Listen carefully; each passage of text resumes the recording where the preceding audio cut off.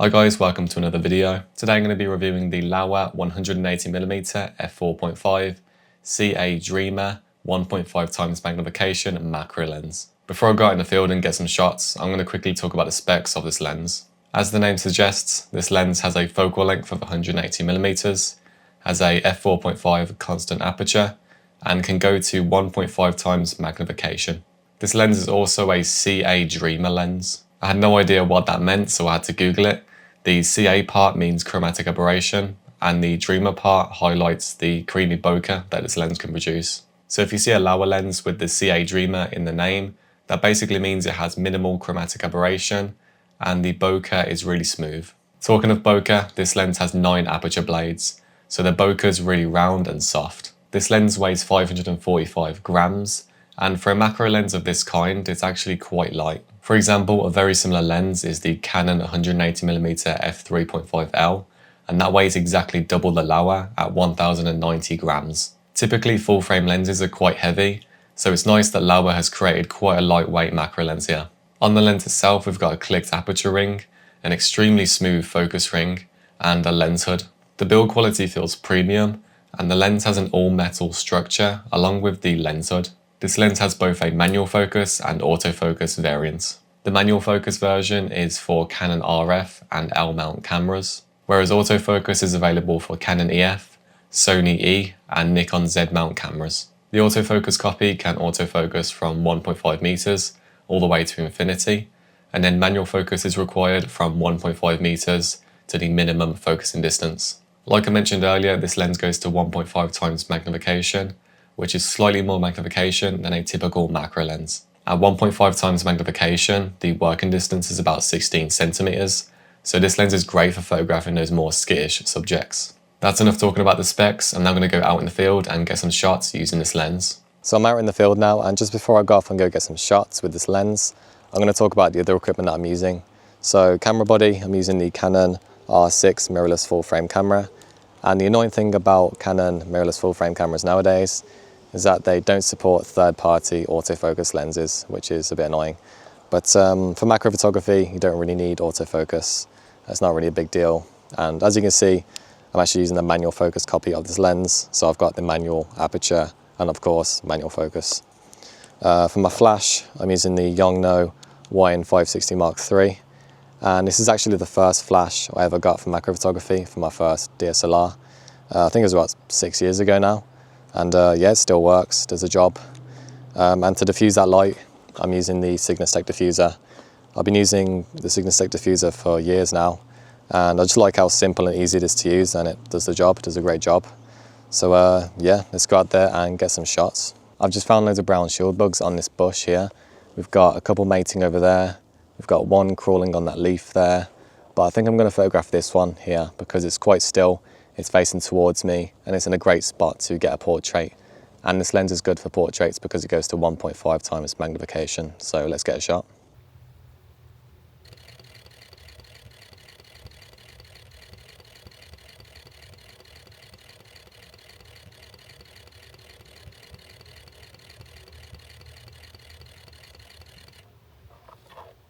I've just found a tiny bush cricket on this leaf here, and it's going to be quite difficult to photograph because it's moving around every now and then, and there's loads of grass in the way here. But I think with the working distance on this lens, I shouldn't have to get my lens so deep in the bush, and it shouldn't be too much of a problem.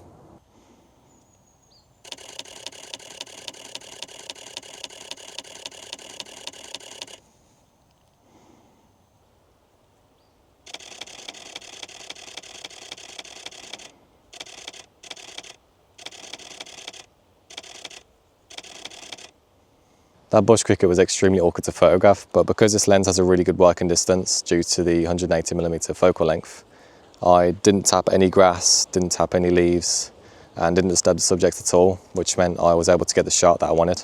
I've just found a ladybird on this leaf, and it is moving around right now, but it was staying still a second ago, so I think if I just wait around a while, it'll stay still, and I'll be able to get a good shot.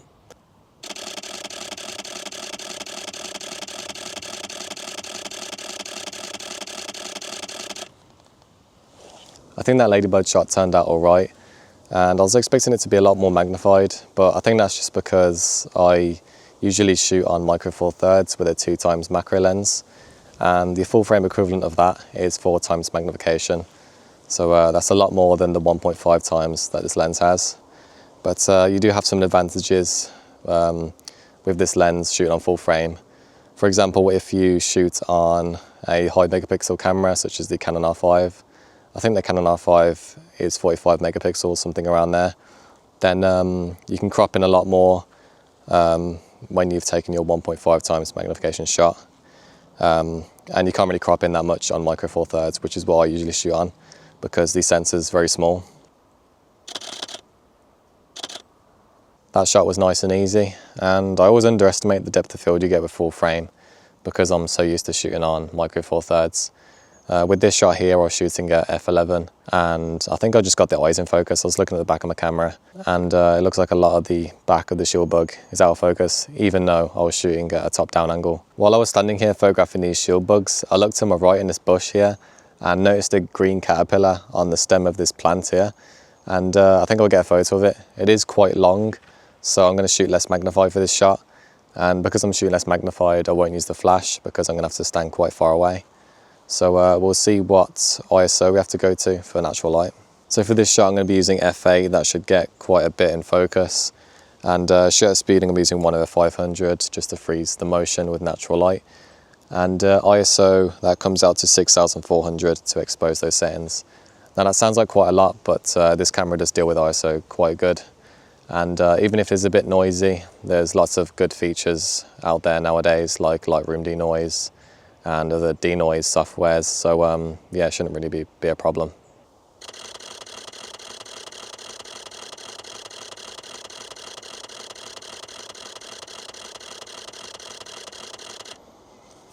Again, I'm really shocked with the depth of field you get on full frame. I was shooting at f8 there, and I was trying to focus bracket just because I saw the depth of field was so thin and I knew barely anything would be in focus. So hopefully that shot turned out nice when it came to editing later on. I've just found a small blue damselfly in this grass here, and luckily it hasn't flew away. I've managed to set up the camera to film and got in position to get a photo. So yeah, let's get a shot. I'm going to try and get one with the flash because it's just gone in this bit of grass and it's actually eating something, so that's why it's not flying off. I've just found a really colourful leafhopper down here on a blade of grass, and I don't have many pictures of leafhoppers because, well, it's in the name. They just hop around as soon as you get near them. But this one seems quite chill, so we'll go in for a photo before it hops away.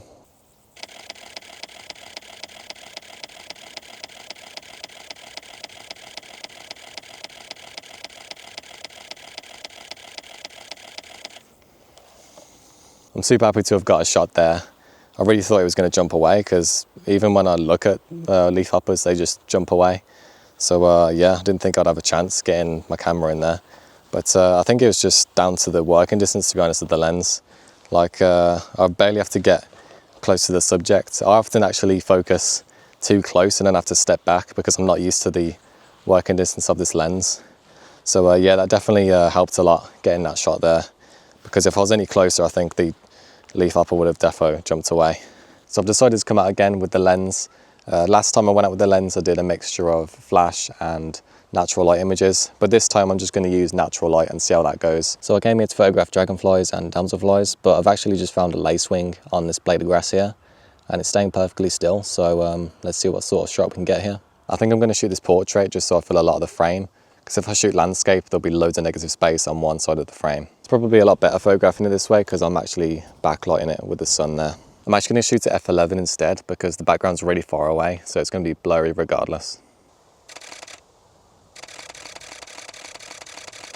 That shot turned out really nice, and luckily the sun came out for a little bit, which helped create a rim light around the lacewing, which made it separate from the background really nicely.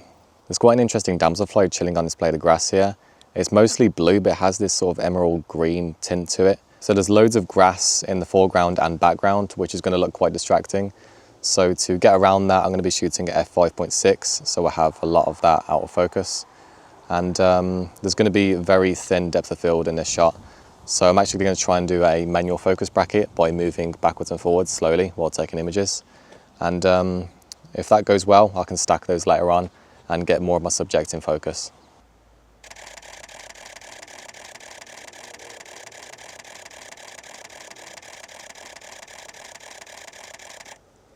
Hopefully that shot turned out well when it came to editing later on. And looking at the back of my camera, the single shot looks really nice. So if the focus stack doesn't turn out well when it comes to editing, I should be able to walk away with a nice single image there.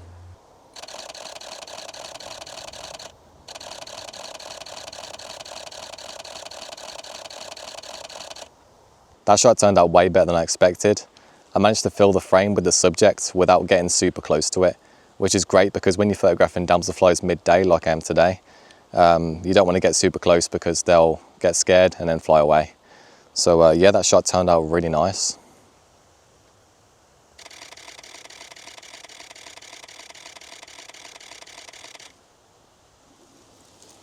I was going to try to photograph some dragonflies, but they seem to have gone away. Not sure where they've gone, but there was loads of them flying around this pond earlier. And I think it's going to be too hard to photograph them anyway because this lens isn't telephoto enough, since the dragonflies seem to be flying around generally in the middle of the pond. And they're flying around like crazy, so it's going to be extremely difficult to get a photo anyway. So I think I'll call it there for the photos with this lens, and we'll go back to the studio and give our final thoughts on this lens. As I've probably mentioned a few times in this video, the working distance is really great for photographing those more skittish subjects up close. I managed to photograph damselflies, crickets, leafhoppers and much more subjects that are typically quite hard to photograph. The reason this lens has such a good working distance is because of the 180mm focal length. I also found that the working distance made this lens more suited for natural light macro photography. Generally, when using an on-camera flash and diffuser, the closer you are to your subject, the more diffused the light will look. And because of the working distance, I found myself a little bit too far away. This resulted in some of my images having harsher looking lighting, and some shots even had some visible hot spots in the eyes. Some shots turned out nice though, such as this leafhopper shot, and this is probably my favourite shot taken with this lens, just because I've never photographed a leafhopper that looks like this before. Because my results were quite inconsistent when using a flash and diffuser, I decided to take a lot more images using natural light. I managed to capture some really nice photos of damselflies in some grass, and with a regular macro lens I'd have to get really close, which means I'll probably scare off the damselflies. But with the Laowa lens, I could be a lot further back and I was able to get those shots a lot easier. One thing I really like about this lens is how smooth the focus ring is. It's got to be the smoothest focus ring I've ever used, and it's so satisfying to turn. To be honest, it's not that important to have a smooth focus ring when it comes to photography, but if you're someone that likes to shoot video, then this focus ring is amazing for that. There was a little problem I discovered with the focus ring. I noticed that when I had it all the way to 1.5 times magnification, it would slightly drift out to the right, so it'd be slightly less magnified than 1.5 times. It's not a massive problem, but it's just a bit annoying how it kept on sliding out slightly of 1.5 times magnification. I like that the aperture ring is clicked and it takes quite a bit of force to actually change aperture, because there's nothing more frustrating than when you're taking photos and you accidentally change your aperture and you don't realise. I also like how the lens hood twists on rather than using a filter thread. This saves me a lot of hassle when I quickly want to take the lens hood on and off. Like I've probably mentioned a few times in this video, the maximum aperture of this lens is f4.5. And even though that's not as bright as other macro lenses on the market, I think it's totally fine. For macro photography, I rarely use wide open apertures because when you're focusing close, your depth of field is naturally going to be quite thin. I typically use apertures around f8, so this lens having a maximum aperture of f4.5 isn't a problem at all. Even when you're shooting less magnified with something like flower photography, f4.5 on full frame still looks really shallow. With my macro photos, I often like to enhance or emphasize the bokeh using Photoshop. But with this lens, the bokeh looks amazing straight out of camera, even when using apertures like f11. There's not really that many negatives to talk about with this lens. But if I was to nitpick, I kind of wish this lens had 2 times magnification rather than 1.5 times. Just because when I was shooting, I found that 1.5 times magnification wasn't enough, and a lot of times I had to crop in my images to fill the frame a bit more. However, you can easily pair this lens with something like a Raynox DCR250, which will increase your magnification and also decrease your working distance, so that will solve the working distance problem when using a flash and diffuser. So overall, I think this lens is great. I only got to use the manual focus copy of this lens because I used the Canon RF mount. So I can't talk about what the autofocus copy is like, but I'd be interested to know because I'm pretty sure Laowa has only just started making autofocus lenses. Aside from that, image quality is great and every shot I've taken with this lens looks super sharp. Like a lot of other Laowa lenses, the build quality feels premium, the focus ring is super smooth, and it has a nicely dampened aperture ring. So if you're looking for a telephoto macro lens that can reach 1.5 times magnification, has excellent sharpness and creamy bokeh, then I'd highly recommend the Laowa 180mm. As always, the Laowa 180mm, along with all the rest of the gear used in today's video, will be linked down below in the description, and those are affiliate links, so if you buy through them, I'll get a small commission at no extra cost to you, which will help support the channel. But with that said and done, I'm going to end today's video here, so make sure to leave a like, subscribe, share, comment, all that good stuff, and I'll see you in the next video. Bye.